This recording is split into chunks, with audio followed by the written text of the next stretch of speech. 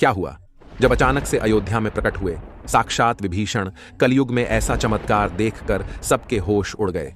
प्राण प्रतिष्ठा से पूर्व अयोध्या में कई बड़े चमत्कार हो चुके हैं, जिसमें गिद्धों का दिखना, भालुओं का दिखना, जमीन में से मां सरयू नदी का प्रकट होना शामिल है। लेकिन इस चमत्कार को अभी तक का सबसे बड़ा चमत्कार कहा जा रहा है, जिसके पीछे की सच्चाई जानकर आपके पैरों तले जमीन खिसक जाएगी। आखिर क्या है सच्चाई? क्या सच में लंका के राजा विभीषण अपने मित्र राम लल्ला से मिलने पहुंचे हैं? क्या विभीषण आज भी जीवित है? ऐसे कई रहस्य से पर्दा उठेगा आज की इसी वीडियो में। शुरुआत करने से पहले, अगर आप एक सच्चे सनातनी हैं और राम मंदिर बनने से बेहद खुश है, तो इस वीडियो को लाइक करें और कमेंट बॉक्स में जय श्री राम जरूर लिखें। अयोध्या में राम मंदिर की प्राण प्रतिष्ठा की तैयारी जोर शोर से चल रही है। 22 जनवरी को राम लल्ला को गर्भगृह में स्थापित किया जाएगा। हर राम भक्त को इस दिन का लंबे समय से इंतजार था। अयोध्या में 22 जनवरी से लेकर 25 मार्च तक कई खास कार्यक्रमों का आयोजन किया जाएगा। इस बीच मंदिर के गर्भगृह के निर्माण का काम 24 घंटे चल रहा है। 22 जनवरी को राम मंदिर में राम लल्ला की प्राण प्रतिष्ठा होने वाली है। किसी भी मंदिर में की जाने वाली भगवान की मूर्ति की प्राण प्रतिष्ठा का बहुत महत्व होता है। मूर्ति की प्राण प्रतिष्ठा के बिना भगवान का पूजन अधूरा माना जाता है। आगे वीडियो में जानते हैं कि प्राण प्रतिष्ठा क्या होती है और जानेंगे विभीषण कैसे राम मंदिर में प्रकट हुए। सनातन धर्म में किसी भी मूर्ति की प्राण प्रतिष्ठा बहुत महत्वपूर्ण मानी जाती है। प्राण प्रतिष्ठा मूर्ति स्थापना के समय किया जाता है। किसी भी मूर्ति की स्थापना के समय उस प्रतिमा रूप को जीवित करने की विधि प्राण प्रतिष्ठा कहलाती है। प्राण शब्द का अर्थ जीवन शक्ति और प्रतिष्ठा का अर्थ स्थापना होता है। ऐसे में प्राण प्रतिष्ठा का अर्थ जीवन शक्ति की स्थापना करना या देवता को जीवन में लाना होता है। बिना प्राण प्रतिष्ठा के कोई भी मूर्ति पूजा के योग्य नहीं मानी जाती है। मान्यता है कि प्राण प्रतिष्ठा के जरिए मूर्ति में जीवन शक्ति का संचार होता है और वह मूर्ति देवता के रूप में बदल जाती है। अर्थात अब साक्षात प्रभु श्री राम अयोध्या राम मंदिर में निवास करने वाले हैं। और जब स्वयं प्रभु एक बार पुनः अयोध्या आ रहे हैं, तो उनके प्रिय मित्र व भक्त विभीषण कैसे पीछे रह सकते हैं? क्योंकि जब प्रभु श्री राम ने रावण का वध किया था, लंका पर विजय पाई थी और पुष्पक विमान के जरिए जब वह फिर से अयोध्या लौटे थे, तब प्रभु श्री राम के साथ विभीषण जी भी अयोध्या आए थे और कई दिनों तक अयोध्या में ही रुके थे। इसके बाद उन्होंने लंका का राज सिंहासन संभाला और लंका के राजा बन गए। यानी प्रभु श्री राम की भक्ति उनके लिए बहुत भाग्यशाली साबित हुई है, क्योंकि जो राम की शरण में आ जाता है उसका उद्धार निश्चित है। लेकिन क्या विभीषण आज भी जिंदा है? इसका जवाब आपको आगे की वीडियो देखकर पता चलेगा। हिंदू धर्म की पौराणिक कथाओं के अनुसार माना जाता है कि 8 महान विभूतियां आज भी सशरीर जीवित हैं, जिनमें से कुछ रामायण काल के हैं तो कुछ महाभारत काल के, तथा कुछ विभूतियां उससे भी पहले के काल से आज तक जीवित हैं। पौराणिक मान्यता के अनुसार विभीषण, अश्वत्थामा, बलि, वेदव्यास, हनुमान जी, कृपाचार्य, भगवान परशुराम और मार्कंडेय ऋषि चिरंजीवियों में शामिल हैं। चिरंजीवी का अर्थ होता है जो सृष्टि के अंत तक जीवित रहे और जिसकी उम्र भी ना बढ़े, और विभीषण भी इन्हीं चिरंजीवियों में से एक है जो आज भी इस धरती पर मौजूद है और अनंत काल तक जीवित रहेंगे। लेकिन यह वरदान आखिर उन्हें किसने दिया, ये बड़ा जानने का विषय है।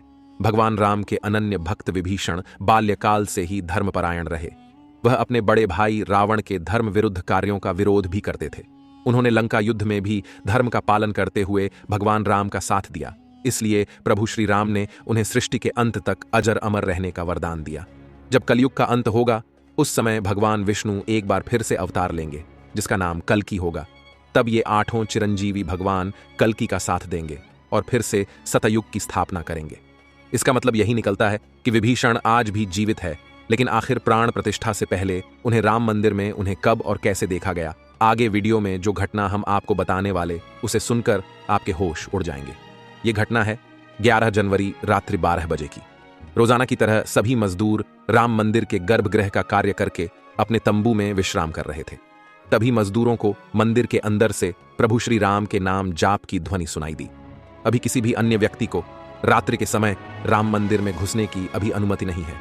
तब उन्हें ऐसा लगा कि शायद किसी आसपास के मंदिर द्वारा उन्हें ध्वनि सुनाई दे रही होगी, तो सभी मजदूर रात्रि में वापस सो गए। लेकिन सुभाष नाम के एक मजदूर को लगातार यह बात खटक रही थी। उसे वह आवाज राम मंदिर से ही आती प्रतीत हो रही थी, तो उसके मन में जानने की उत्सुकता हुई। आखिर इतनी रात्रि को राम मंदिर के अंदर राम नाम का जाप कौन कर रहा है? उसने अपने साथियों को उठाना चाहा, लेकिन सभी गहरी नींद में थे। तब सुभाष अकेले ही राम मंदिर परिसर में पहुंचा। वे काफी महीनों से राम मंदिर एक एक कोना अच्छी तरह से पता था। जब उसने राम मंदिर के गर्भगृह में झांक कर देखा तो वहां पर एक बहुत ही दिव्य पुरुष, जिनके अंदर से काफी तेज प्रकट हो रहा था। वे अपने हाथों में माला लिए राम नाम का जाप कर रहे थे।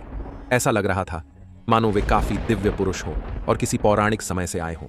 उनके बैठने का तरीका और उनका अंदाज राजाओं की तरह मालूम पड़ रहा था। सुभाष ये नजारा देखकर दंग रह गया। इसके बाद सुरेश अपने साथी मजदूरों के पास गया और उन्हें यह सारी सच्चाई बताई, और जब सब मिलकर राम मंदिर गर्भगृह तक पहुंचे तो सभी के होश उड़ गए, क्योंकि वह दिव्य व्यक्ति वहां से गायब हो चुके थे। चूंकि रात्रि का समय चल रहा था तो सभी लोग सुभाष की बातों को भ्रम समझ रहे थे और कोई भी उसकी बात को मानने को तैयार नहीं था। लेकिन सुभाष जानता था उसने जो देखा है वह बहुत बड़ा चमत्कार है। लेकिन उसके मन में एक ही सवाल था कि रात्रि 12 बजे राम मंदिर में राम नाम का जाप करते हैं वह दिव्य पुरुष आखिर थे कौन? क्योंकि आज के समय में किसी भी पुरुष के अंदर इतना तेज नहीं हो सकता, उनका संबंध पौराणिक काल से ही हो सकता है। और अगर रामायण काल की बात करें तो 2 ही शख्सियत है जिनके होने का दावा आज भी कलयुग में कहा जाता है। पहले है हनुमान जी और दूसरे हैं विभीषण। तो पूरी संभावना यही है कि सुभाष ने राम मंदिर में रात्रि के समय जिस महापुरुष को देखा था वह राजा विभीषण हो सकते हैं, क्योंकि वह आज भी धरती पर जीवित है और 8 चिरंजीवियों में से एक है। ऐसे दिव्य मौके पर राम मंदिर में कई चमत्कार लगातार हो रहे हैं। जहां कहीं दिव्य शक्तियां भी राम भगवान के स्वागत के लिए अयोध्या आ पहुंची है। राम मंदिर के उद्घाटन की तैयारी अब अंतिम चरण में है।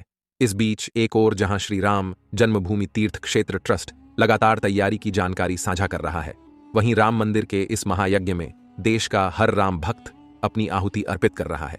आने वाली 22 तारीख के मौके पर कई संत, महात्मा और जिन भक्तों ने राम मंदिर के लिए संघर्ष किया वो सभी अयोध्या पहुंचेंगे।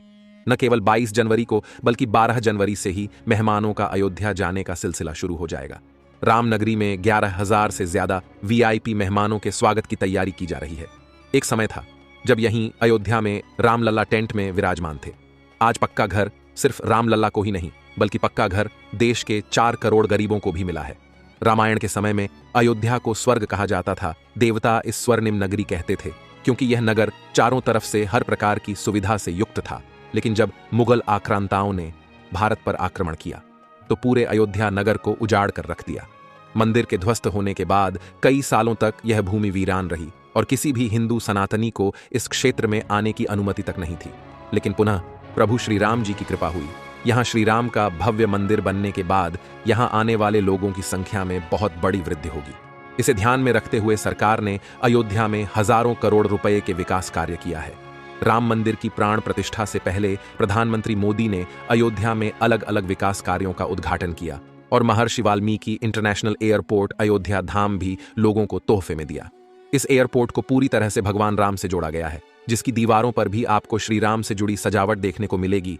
इस एयरपोर्ट के अंदर घुसते ही हमेशा लगता है हम फिर से रामायण काल में आ गए हो। आपको बता दें कि इस एयरपोर्ट को 20 महीने के रिकॉर्ड समय में तैयार किया गया है। उत्तर प्रदेश सरकार की ओर से अयोध्या एयरपोर्ट के लिए 821 एकड़ भूमि मुहैया कराई गई थी।